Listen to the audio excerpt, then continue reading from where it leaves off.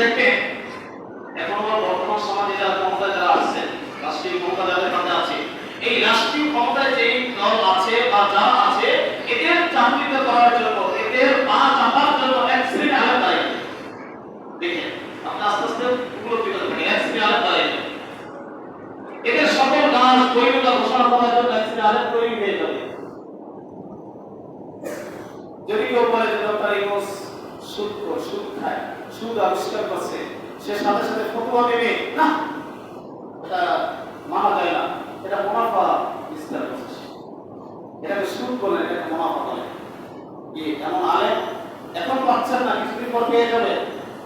অতীতে 16 বছর পর্যন্ত যারা আলেমদের উপর জুলুম নির্যাতন করেছে, এই জুলুম নির্যাতন তাকে ফতোয়া দেওয়ার জন্য একজন আলেম ছিল কিনা বলেন দেখি, কথা বলেন না, ছিল কিনা বলেন দেখি। আলেমরাই তো আলেমদেরকে রাজাকার বলে গালি দিয়েছে, আলেমরাই তো আলেমদেরকে জঙ্গি বলে গালি দিয়েছে। এরকম আলেম থাকবে, যুগে যুগে থাকবে, এরা হচ্ছে বীর জাফর। এরকম থাকবে, আলেমদের হবে, এটাকে বলা হয় ওলামায়ে সু। কি বলা হয়? ওলামায়ে সু। যখন যে সরকার ক্ষমতা থাকবে, সেই সরকারের পা চাপবে দুনিয়া হাসিল করার জন্য। মিশকাতের হাদিস, আল্লাহ রাসূল সাল্লাল্লাহু আলাইহি সাল্লাম বলেন, মদিনার মসজিদে সাহাবীদের নিয়ে বসে আছেন, বসে থাকার পরে হঠাৎ বিকট এক শব্দ আসছে। ওই শব্দ আসার পরে আল্লাহ রাসূল বলেন, সাহাবীরা তোমরা কি জানো এই শব্দটা কোথা থেকে আসছে? সাহাবায়ে কেরাম বলেন, আল্লাহু আ'লামু ওয়া রাসূলুহু, আল্লাহ এবং তার রাসূল ভালো জানে, আমরা তো জানি না শব্দটা কোথা থেকে আসছে। আল্লাহ রাসূল বলেন, আজ থেকে ৭০,০০০ বছর আগে জাহান্নামের উপর থেকে একটা পাথরকে জাহান্নামের গর্তের ভিতরে নিক্ষেপ করা হয়েছে। জাহান্নামের অনেকগুলো গর্ত আছে, যে গর্তগুলোর ভিতরে একটা গর্ত হলো জুব্বুল হুজুর।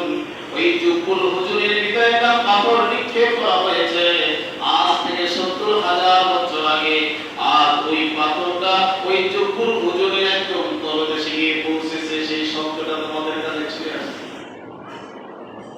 সাহাবায়ে কেরাম বলেন, ইয়া রাসূলুল্লাহ, ওয়ামা ইয়াদখুলুহা ইয়া রাসূলুল্লাহ, ইয়া রাসূলুল্লাহ, এই জুব্বুল হুজুর এত বড় বিশাল এক জাহান্নামের ভিতরে গর্ত, এই গর্তের ভিতরে কারা প্রবেশ করবে? কোন মানুষগুলো প্রবেশ করবে?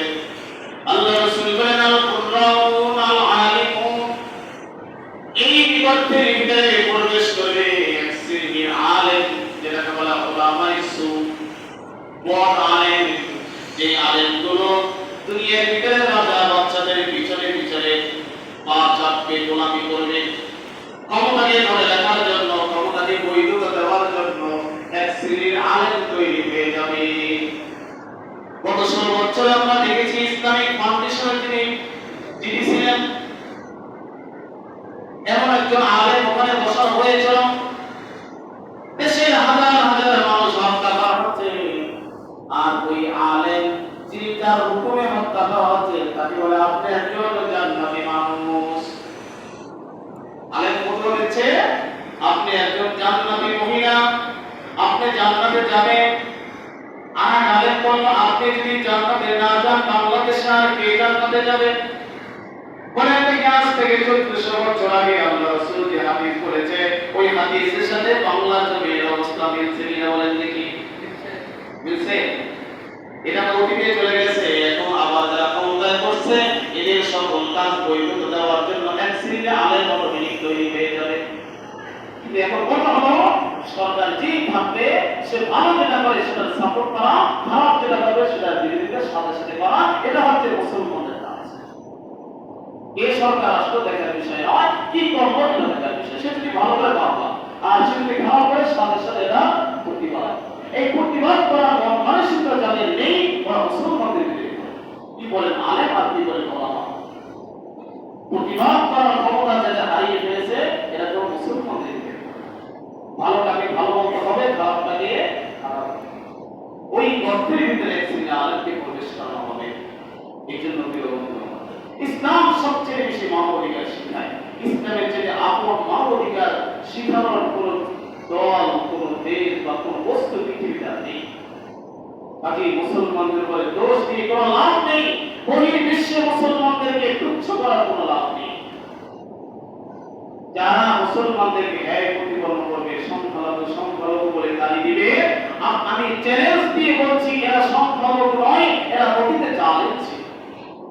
নিজেদের পিঠ বাঁচানোর জন্য সংখ্যালঘু সেজেছে। এখন কথাই বুঝতে পারছে? এটাই বাস্তবতা, মানে পারছে না। বলে যে হিন্দু ভাইকে বাংলাদেশে কোনো মুসলমান আক্রমণ চালায় না, যে ধর্ম যা যা দেশটা কিন্তু সবার কথা ঠিক কিনা বলতে, ধর্ম যা যেটা পালন করো, ইসলাম কোন ধর্মকে আক্রমণ করে না। ইসলাম নিজে যখন আক্রান্ত হয় তখন করে আক্রমণ যা করে তাদেরকে ফেরাও, ওই ফেরাতে গিয়ে যদি তারপরে তাদেরকে যদি তাদেরকে মানা প্রয়োজন হয় মেরে ফেলো, আর তোমার যদি জান চলে যায় তুমি শহীদ হয়ে যাবে। কিন্তু তখন ফার্স্ট টাইমে কেবল হয় না।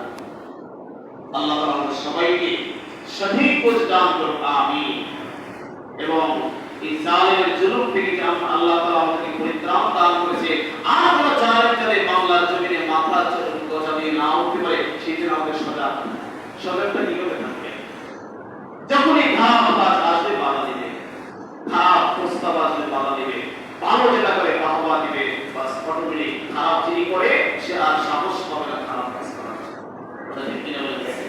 এটাই বাস্তবতা। যা কিছু অতীতে হয়েছে, যত মানুষ মারা গিয়েছে, এর দায়ভার যা মেরেছে তারাই শুধু দায়ী নয়, যারা সাপোর্ট দিয়েছে তারাও কিন্তু দায়ী, যারা চুপ ছিল তারাও দায়ী। যারা চুপ ছিল এই সঙ্গে সঙ্গে প্রাণ চলে গেছে, এই যারা মেরেছে তারাও দায়ী, যারা চুপ থেকেছে প্রতিবাদ করে নাই তারাও। তাই কিন্তু সবাই কেউ এড়াতে পারবে না। কেন আপনি কথা বললেন?